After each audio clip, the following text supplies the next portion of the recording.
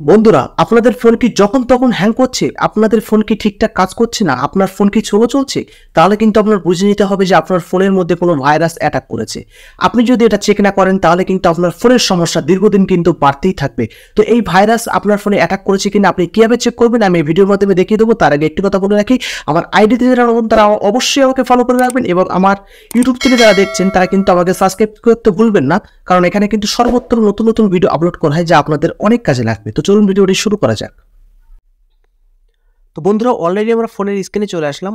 এই কাজটি করার জন্য প্রথমে আমাদের প্লে স্টোরটি ওপেন করতে হবে। ওপেন করার পর উপরে যে প্রোফাইল আইকন দেখতে পাচ্ছেন ওখানে ক্লিক করবেন।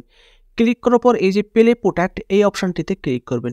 ক্লিক করার পর দেখতে পাচ্ছেন এখানে আমার সমস্ত অ্যাপস কিন্তু এখানে শো করছে। আমার 108খানা অ্যাপস আছে, আপনারা দেখতে পাচ্ছেন।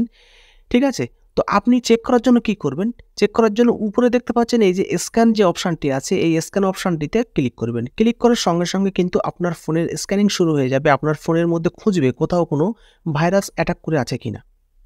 দেখতে পাচ্ছেন আমার কিন্তু লেখা চলে এসেছে নো হার্মফুল অ্যাপ ফাউন্ড, মানে আমার ফোনে কিন্তু কোনো ভাইরাস নেই, যার জন্য এখানে কিন্তু বলে দিয়েছে যে নো হার্মফুল অ্যাপস ফাউন্ড। আপনাদের যদি থাকে তাহলে কিন্তু সেটা এখানে দেখিয়ে দেবে এবং যে অ্যাপসের মধ্যে থাকবে সেই অ্যাপসগুলো কিন্তু আপনারা ফোনের থেকে ডিলিট করে দেবেন। তো ভিডিওটি ভালো লাগলে অবশ্যই কিন্তু আমার আইডিতে ফলো দিয়ে রাখবেন এবং শেয়ার করে আপনার বন্ধু বান্ধবদের কিন্তু শেখার সুযোগ করে দেবেন। Thank you.